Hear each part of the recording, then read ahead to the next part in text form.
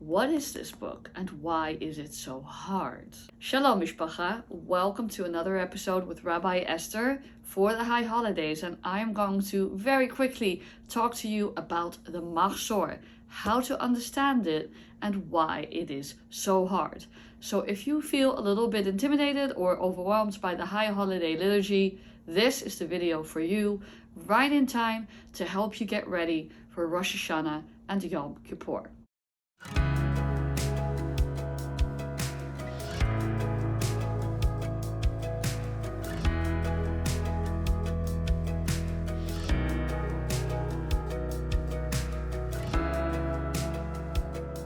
These books are known as a Machzor. The Machzor is the high holiday prayer book, and it's different from the regular weekday or Shabbat prayer book, which we call a Siddur. Siddur means order. It refers to the set structures of the prayers. And even though there's a wide range of differences between different denominations from Reform to Orthodox, the basic structures are the same and follow a predictable pattern. The Machzor is the high holiday Siddur, and it's called a Machzor because Machzor means cycle, because the high holidays come round each year and are distinctive liturgically. But that also presents a problem. Some people go to synagogue regularly and they might have more context for understanding the high holiday Machzor, this particular prayer book. But if you don't go to synagogue regularly, it can feel overwhelming. And I will say that even for people who regularly go to synagogue, and even for prayer leaders and rabbis like myself, this high holiday book is still pretty intimidating. So I'm here to unpack how you can see it, access it, make it a little bit easier, and also just to sit with your feelings and be validated in them, because this is not an easy season, even for seasoned professionals like myself. I'm going to invite you into negotiating two different mental states. And I've talked about this before in one of my older videos where I talked about imposter syndrome and beginner's mind. So I'm going to ask you to set aside your imposter syndrome. We often can feel inadequate in religious or ritual spaces and in Jewish spaces, and whatever our normal feelings of anxiety are, they can be supercharged during the high holiday season, where we are supposed to work on self-improvement and coming closer to God and becoming a better human being, while also negotiating endless menu planning, prep, atonement, repentance, and sitting through hours and hours of convoluted Hebrew prayers. And at the same time, as I am going to invite you to set aside that imposter syndrome, that anxiety of not knowing or being afraid of not knowing, and invite a positive feeling inside instead, which is called beginner's mind. Even if we've grown up with this stuff and we've been doing it our whole lives, we can still invite ourselves to have beginner's mind and think, you know what, if I would approach this as a cultural anthropologist, visiting a culture I had not encountered before, then how would I approach this? How can I cultivate compassion for myself and curiosity in my mind to approach this as a new, challenging, inviting point of growth and development, rather than me seizing up and feeling like somehow I'm not good enough? Because I'm here to tell you, trust me, you are good enough and you are fine the way you are, and however you enter this Jewish sacred space this season. All right, having gotten that disclaimer out of the way, let's get into it. I have made previous videos about prayer and liturgy and ritual, and I do encourage you to go to the playlists to take a look at those. But if you don't have time for that, that's okay too. What I need you to know is that actually most of the prayers in these books are the same or very similar to the prayers that we do on weekdays or on Shabbat. Think of Jewish liturgy as a series of fractals. Bigger themes fit into smaller themes fit into bigger themes. Or alternatively, think of it as a series of boxes, where a smaller box fits into a bigger box, into an even bigger box, and they all fit together like puzzle pieces. There are elements of the Yom Kippur liturgy, like Liturgy of Atonement, that appear in the weekday liturgy. And there are elements of the weekday liturgy, the daily liturgy, that appear in the Machzor. So just know, theoretically, even if you can't see the patterns yourself, that there are patterns and there are certain ways to return to home base where you can grasp some amount of familiarity. Now that familiarity mainly centers around the preliminary parts of the service, the blessings that we say in the morning, in Birkat HaShachar, and Pezukei de Zimra, the verses of praise, the Psalms, etc. that we recite. Sometimes people miss those services because they come a little later. That's fine. All of that stuff hasn't really changed all that much. There might be a flourish here, a flourish there, and of course Psalm 27. And then when you get to the start of the Shacharit service, the actual service that really counts for our prayer obligations, we are going to hit the Baruch Hu, the call to worship, and the Shema. It's the same Baruch Hu and it's the same Shema, whether it's a weekday Tuesday morning or Yom Kippur and anything in between. So if you feel confused about those parts of the service, don't worry, because that is something you can clear up any other day of the week or of the year. You can go to Shabbat services and improve your exposure to liturgy and feel more confident that way. The part that is really distinctive for Rosh Hashanah and Yom Kippur is in the Amidah. So what is the Amidah, or the Tefillah, the prayer as we call it? The Amidah is the standing prayer that Jews say quietly to themselves, or which is repeated by the congregation out loud, and it consists of 3 opening blessings, 3 closing blessings, and then there's some stuff in the middle. And it's the stuff in the middle that we are going to talk about. So the Amidah is seen as really the high point of Jewish prayer. We often tend to think that that's the Shema, but the Shema is actually a declaration of faith and not a prayer. Well, what's the difference, you wonder, doesn't it? Isn't talking to God in a synagogue with a prayer book all kind of prayer? Yes, but think of the Shema as your favorite football chant. Now, I don't really care about football. I hope no one's offended. But whatever sport you're into, think of it as the chant that you chant together as a unifying experience for the entire Jewish people. That is the Shema. We are affirming the oneness of God and our relationship to that one God. But are we actually talking to God or interacting with God, except in a kind of mystical, contemplative, transcendent way? Not really. That's where the Amidah comes in. The Amidah can be envisioned as the protocols for entering the inner courtyard of a palace. You will find that when you open the Machzor, this prayer book, you're going to find a lot of references and metaphors involving monarchies. Now, for many Americans, that's really strange because America was built on the premise of not having a monarchy. I am from a country that has a constitutional monarchy, so it makes it a little easier to get into that metaphor. Having said that, the idea can be mapped onto different forms of prestige and power and ideas of how we approach someone who is worthy of kavod, worthy of respect. It could be the president at the State of the Union or visiting the White House. Or it could even be your parents. So the first 3 blessings of the Amidah are always the same. There is Avot, the blessing that connects us to our ancestors and the merit of our ancestors so that we may approach God. There is Gevurot, which shows God's presence and power in nature and transcending nature, including a messianic hope of the redemption of the world and the resurrection of the dead in traditional liturgy.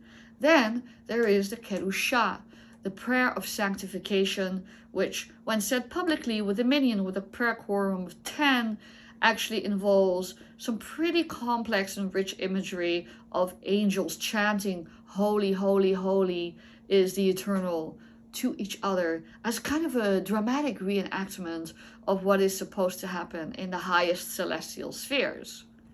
Then there is the stuff in the middle. The stuff in the middle varies. In weekdays, there are 13 petitionary blessings that ask for our livelihood, that ask for healing, that ask for peace, that ask for justice and the redemption of the world ultimately. They move from the particular and the individual to the collective and the universal. This is a very common move in Judaism and in Jewish liturgy. As an aside, you can also see that in Birkat Hamazon, grace after meals, but that is a video for another day. On Shabbat, that middle section is the prayer for the Sabbath day. On festivals, it's the prayer for the festival days. On Rosh haShanah and Yom Kippur, it is a little bit more complicated, but I'll get back to that in a moment. After you've said the 3 introductory blessings and the middle blessing, you have the 3 closing blessings. That is Retzeh, in which we petition God to accept our will and to align our will with the divine will through a metaphorical image of the temple and the offerings brought on the temple. Then there is Modim, which is a prayer for gratitude, at which we bow. And there is Sim Shalom, or Shalom Rav, depending on morning or evening, which is a prayer for peace. Now, traditionally, after you said this formal part of the liturgy, you can retreat in your own private and personal prayers, where you pray the words of your heart, or you engage in a moment of contemplation, and then you take your steps back and exit the Amidah. So that is the Amidah, and that is every Amidah, whether it's the weekday Amidah, Shabbat festival, Rosh haShanah, or Yom Kippur Amidah.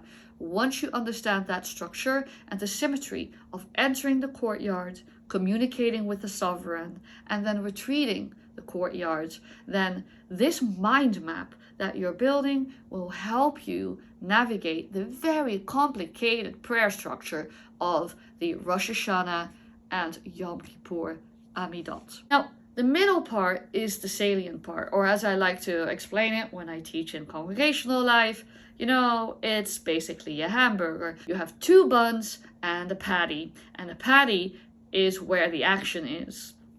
So the 2 buns we've already discussed, and I invite you to go to any siddur, any prayer book that you may have in your house or in your synagogue, and look up the beginning of the Amidah, or sometimes it's called the Shmoneh Esrei, the 18 blessings for the weekdays, or it's called the Tefillah, the prayer. Once you familiarize yourself with that, you know you have an anchor, so that no matter how lost you feel in the high holiday liturgy, you can always return to that point of either the Shema or the Amidah and reorient yourselves. And that is really important because that builds a little bit of confidence and reassurance. But what actually happens in the middle?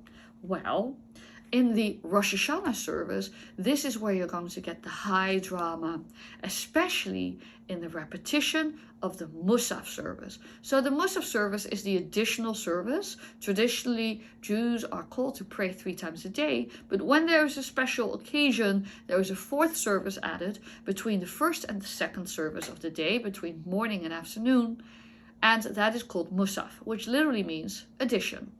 So the Musaf service on Shabbat is quite brief, and it basically is specific to Shabbat. But the Musaf service for Rosh haShanah and Yom Kippur is super expanded. Just think of Rosh haShanah and Yom Kippur as a shot in the arm of the Jewish soul with steroids up the wazoo. You get to supercharge everything, and everything becomes super intense, which is also why it's really hard for people who are less familiar with Jewish prayer and Jewish practice to come into this space and not feel like completely overwhelmed. This is also why I recommend to seekers or newcomers or people returning to Jewish practice that, the high holidays aren't maybe the best time of year to go to a synagogue, because everything is going to feel a little bit more intense and a little bit more off kilter. Try a normal Kabbalat Shabbat Friday night service in January for all I care. Nice and mellow, nothing is happening in particular, and you can break your way in. However, if you are planning on coming for the high holidays, good for you. You are brave, and this video will make you feel a little bit more confident. In traditional services, and to some extent in Reform services too, there is a silent Amidah and the Amidah that is repeated. Sometimes it's combined a little bit. It depends on what the synagogue chooses to do. The silent part you are kind of expected to navigate on your own. Okay, we'll put that aside. If you feel lost, that doesn't really matter that much because there's no major choreography to fall in sync with. So you can just, read quietly to yourself and then the service leader will come back and announce a page number, and you can dive back into the collective experience. But with the repetition of the publicly read out loud Amidah, it does become relevant to be able to follow along. And it is also this public repetition of the Amidah, which is seen as a way to sanctify God's name, that the liturgy gets really complicated, especially in the Musaf Rosh haShanah service and the Musaf or Avodah Yom Kippur service. So the Musaf Rosh haShanah service is where all the high drama happens. And it's kind of hard because you've already been sitting through an entire service, including a Torah service, including a Shofar service, and it's been hours and your stomach is starting to growl and grumble. And what? There's more prayer? This is why I recommend coming a little later to services sometimes, especially in a traditional service. It's really okay. Having said that, you've just prayed your way through the silent Amidah, and now you come to the pièce de résistance, the Musaf Amidah that's being repeated by the service leader for the entire congregation to take part in. Now this is what you need to know. You're going to get the first three sections that I mentioned before. Avot, not too many changes there. Gevurot, not too many changes there. And Kedusha. And Kedusha has a series of extra insertions called the Uvegens, because they start with Uvegen and so. And it expands it a little bit by a few paragraphs. Most of the themes are redemptive and messianic, but it's kind of manageable. You get the general gist. After you've closed those introductory parts, you get to the heart of the service. And the heart of the service is divided in three other units. Malchuyot, which means sovereignties or kingship. Zichronot, which means remembrances. And Shofarot, which means shofars or blasts of the horn. Now, one of these glances to the future, one of these glances to the past, and one of these acknowledges God's kingship or sovereignty in the present. Our themes are extremely historical and redemptive. They try to plot a historical line from the beginning of creation to the end of redemption and the Messianic era and all of human history that falls in between. Rosh haShanah celebrates the birthday of the world, Hayom Harat Olam. So we look back at creation. But it also celebrates the coronation of God and how God's will is actualized in our world today, but even more actualized when we align ourselves with God's will in a redeemed and peaceful and united world. And that is a vision of the future. So the first part of this expanded unit, this juicy patty, so to say, is called Malchuyot. And it includes the liturgical highlights of the year, like the Unetaneh Tokef and the Great Aleinu. So the Unetaneh Tokef is all about judgment. It's all about the image that we are having our annual, how do I say this? Performance review or evaluation. We come before God as the sheep of a flock before the shepherd. And it plays with these archaic but beautiful but also difficult ideas of being written in the book of life and being assessed. But teshuvah, repentance, tzedakah, charity, and tefillah, prayer, can thwart the decree, can give us back our ownership and our control over our own destiny. So there is a lot about life and death in here. Who by fire, who by water. Yes, like the Leonard Cohen song, which I really encourage you to study because it's a reimagining of this Unetaneh Tokef prayer. The Unetaneh Tokef prayer is a hard prayer, especially if you've been through some kind of loss or trauma. It can be a bit triggering. So if you have been through loss and trauma and you do find it triggering, take care of yourself. Then there is the Great Aleinu. And the Great Aleinu is like the big brother of the regular Aleinu. But here's the funny thing. The regular Aleinu, the one that we sing just before Kiddush at a normal Shabbat service towards the end, was actually from the Rosh haShanah Musaf service, the Great Aleinu. So the Great Aleinu has been transplanted into the weekday service because it was so popular in the Middle Ages when many Jews faced persecution. So we're going to restore it to its proper place in the Great Aleinu of the Musaf service. And here it is very majestic. Normally in Ashkenazi tradition, the normal Aleinu you kind of sing at the end of the service, Aleinu leshabeach ladon hakol, latet gedula leotzer reshit, etc. And it's kind of a major key happy tune. But in the Musaf service of Rosh haShanah, we really pull out all the stops because we are proclaiming in our hearts that the divine is sovereign over all of our world and all of our lives. And so the tune shifts modality and it sounds more like this. Aleinu leshabeach ladon hakol. So during this Great Aleinu, in Ashkenazi tradition at least, there is a custom for either the prayer leaders or the prayer leaders and the congregation, if people so choose, to prostrate in prayer, to bow down first on the knees and then on the ground in a reenactment of us accepting God's sovereignty over us as we surrender ourselves into God's will. Now, those are extremely hard concepts, especially for the modern critical mind.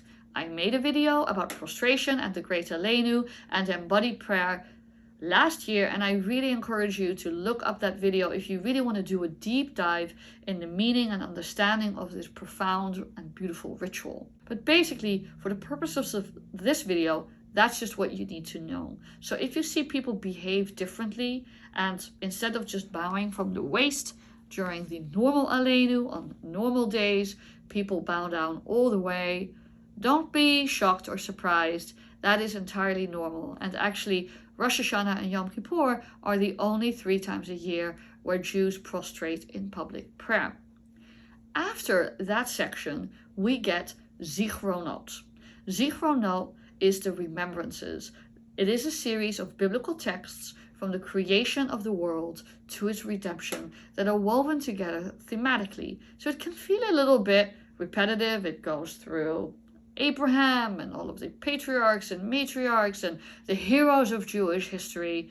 And it is kind of an appeal. We stand in a long, connected, unbroken line of Jewish history, and we rely on that history to ground ourselves in the Jewish story. And in some ways, it's the retelling of the Jewish story, so that it reminds us of our covenantal obligations and gives us a sense of place and belonging. It is also a reminder of the covenant, Zocher HaBrit, God who remembers the covenant, because we don't want to be judged too harshly, God forbid, on this tremendously holy day. So again, we are appealing to God, please remember us with gentleness and love. Well, spoiler alert, God will remember us with gentleness and love, because that is the nature of God. And the loving nature of God, despite the firm language of judgment, is repeated over and over and over again in our Jewish high holiday or any liturgy, really. And that is your afikomen hunt, is to find those references to love and mercy in our tradition in your prayer book. If you get bored, that's always a good game to play. The final part is the Shofar, the blowing of the trumpets or of the ram's horns or any other kind of kosher animal horn that is suitable to turn into a shofar. It could be a kudu horn, a gazelle horn, etc., etc.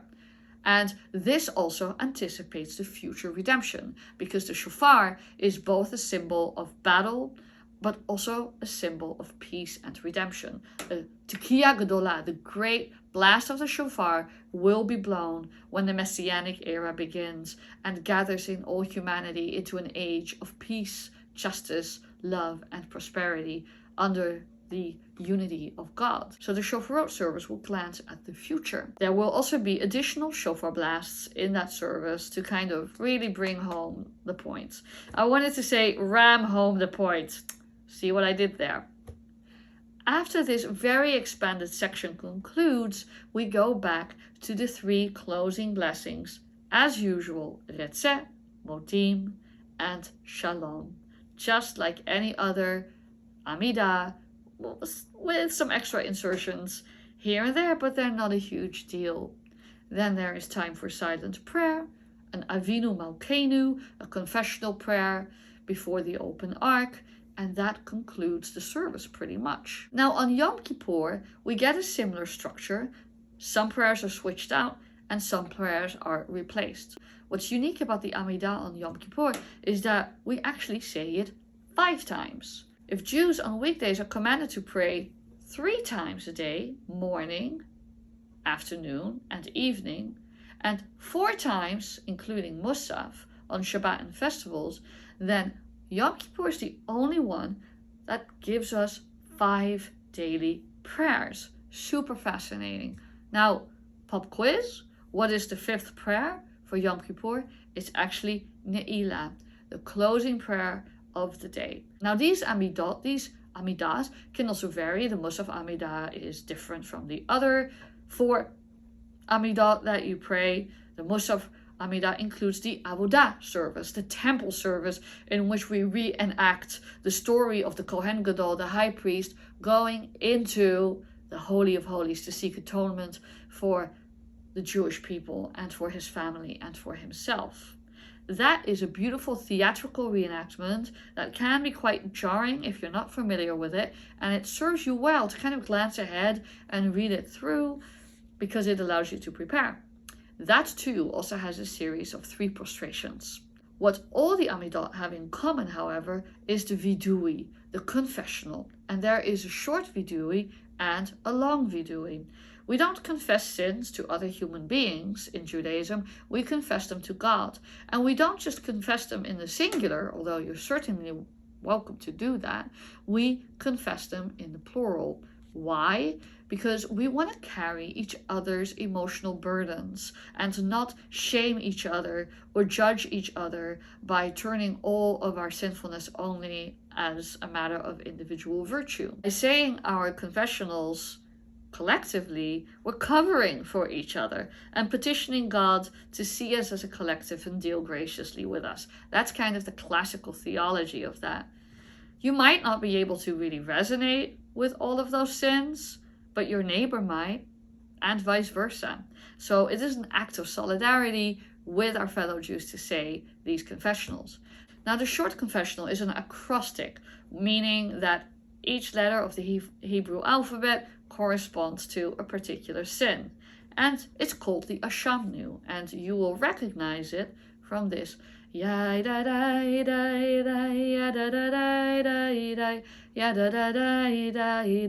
Ashamnu, Bagatnu, Gazalnu, etc., etc. And you gently tap your heart, and you gently tap your fist to your chest. The long confessional follows on foot of the short confessional, and that is called the Alchet. And you also strike your chest gently, and you accompany it with Alchet shechatanu lefanecha ...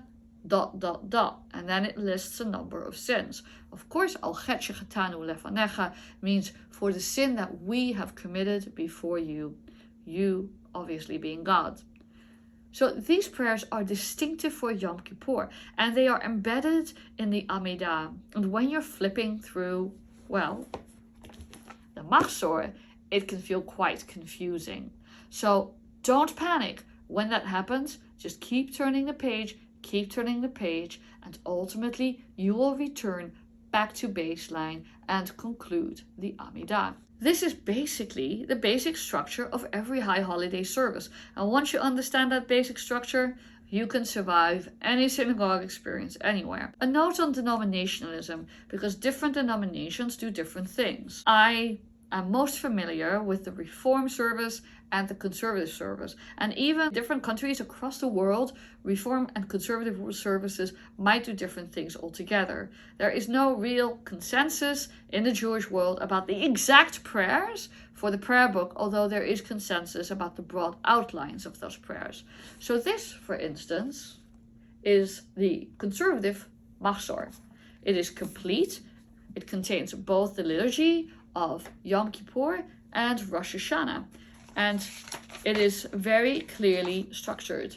First you get Rosh haShanah, and if you turn to the table of contents, you can also see Yom Kippur. It has the core text that you can see here, and then it has these commentaries and notes in the margins, which are also great for contemplation and exploration, especially if you find your attention flagging. The other book I'm very familiar with is the Reform prayer book. This prayer book is called Machzor Lev Shalem. Machzor, a complete or a whole heart. That's what Lev Shalem means in Hebrew. The other prayer book that I'm familiar with is the Reform prayer book. You also have a Reconstructionist prayer book and a wide range of Orthodox prayer books, but I'm not going to be discussing these at this time. The Reform prayer book is called Machzor Mishkan HaNefesh, the Sanctuary of the Soul, and it comes in a gold and a silver edition. So the gold edition is the Rosh haShanah service, and it's made to be very accessible. That's the good news. It has extra readings in gray to heighten your sacred intention or to give you an alternative, and it transliterates in Latin script the entire service, which makes it very accessible for people who are less confident in Hebrew. The bad news about this prayer book is that it rejiggles the traditional liturgy and can leave you a little bit confused if you are used to the conservative prayer book, for instance. So just be aware that if you go to a Reformed synagogue and you see that happen, don't worry, it's entirely normal. Of course, it has a table of contents that you can look up and essays to read, and it is otherwise a very beautiful service with the table of contents right here. The silver one is for Yom Kippur. It's quite thick, as you can see, and it includes the entire Yom Kippur service. Now, instead of a traditional Avodah service where we reenact the journey of the high priest into the Holy of Holies, it actually engages in 15 steps of contemplative midot, contemplative values. So that is what's different about this book, and I again just need you to be aware of it. But it's pretty self-explanatory, and the book guides you through it. But if you're looking for the Avodah service in a more traditional format, you're not going to find it in here. So sometimes liturgy innovates and makes changes to make it either more comprehensible, more accessible, or fresh or contemporary, matching the experience of our modern lives. So that is my brief, well, maybe not so brief, video on the High Holiday Liturgy. I understand that even when I try to break it down like this, it will sound like gobbledygook. I could do a series on liturgy and really take you back to basics from step one and build the whole system up and help you comprehend it. I can't do that right now, so I thought that I'd teach you at least this so that you have some comprehension and context when you take your seat as a Jew among the pews. And finally, I would say it's kind of okay to be mystified and confused. Frankly, it can also be part of the magic of the day, that you immerse yourself in a different experience, a different environment, so different from your usual day-to-day environment, and that you surrender yourself into that. You surrender yourself to the lilt of ancient Hebrew and the cadence of the music and the ritual of standing and bowing and kneeling and prostrating, singing and praying and swaying and all of those things, because it is a unique experience and allows you to transcend time and place, current concerns of your life, into something much deeper, much more ancient, and much more rich. So wishing you l'shana tova umetuka, a happy and good and sweet new year, and I will see you for the next video. If you like this content and you find it helpful, you know what to do: like, subscribe, share, etc. It really helps my channel, and it really helps me to educate people interested in Judaism from a rigorous, intellectually honest, deeply rooted in the tradition, but ultimately liberal and progressive Jewish perspective. Thank you for joining me today, and I will see you for the next one. Shalom uvracha, with peace and blessings from my bite to your bite.